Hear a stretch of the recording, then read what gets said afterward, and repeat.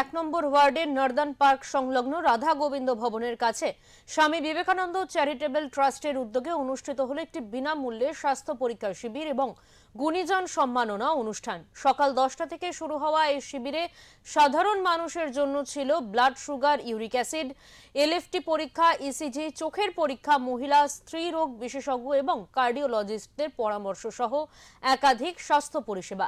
এছাড়াও প্রয়োজনে বিনামূল্যে চশমা প্রদান এবং ছানি অপারেশনের ব্যবস্থাও করা হয়।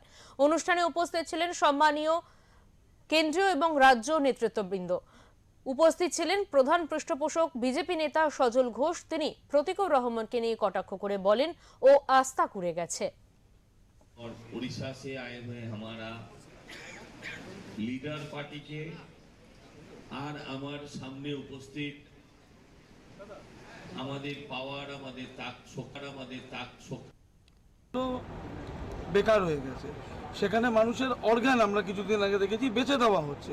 মানুষের স্বাস্থ্য ব্যবস্থার উপর ভরসা উঠে গেছে।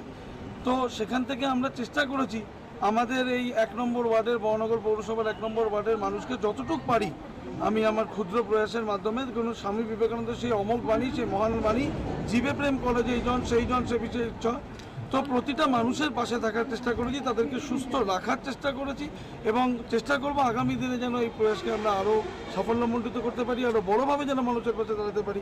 এবং মানুষকে এটাই বলবো, আজকে যে শিক্ষা ব্যবস্থা, স্বাস্থ্য ব্যবস্থার যে বেহাল অবস্থা, এর জন্য পরিবর্তন অবশ্যই করতে হবে। स्वामी विवेकानंद चैरिटेबल ट्रस्ट राकेश शाह जी और उनकी पूरी टीम के द्वारा आज फ्री मेडिकल चेकअप कैंप का आयोजन किया गया है। ये इस क्षेत्र के लोगों की सेवा के लिए, मदद के लिए और मेडिकल चिकित्सा की सुविधा, चश्मे की भी जांच हो रही, ईसीजी हो रहा है, ब्लड टेस्ट हो रहा है, बहुत सारे प्रकार के जांच यहाँ की जा रही है। एक लोगों की समाज में सेवा का इससे अच्छा कोई उदाहरण नहीं हो सकता। तो समाज में दुखी लोगों को, जो रोगी है, इनके शरीर में रोग है, ऐसे लोगों की मदद करने का शायद इससे अच्छा कोई मौका नहीं हो सकता। तो मैं पूरे आयोजकों को और इसमें जुड़े जितने भी पदाधिकारी गण हैं सबको अपनी तरफ से बधाई और शुभकामनाएं। প্রতিকূল নিয়ে কি বলবেন? আমি প্রতিকূলকে নিয়ে কিছু বলবো না। প্রতিকূল আস্থা করে গেছে, এবার বাকিটা ও নিজের মতন বুঝে।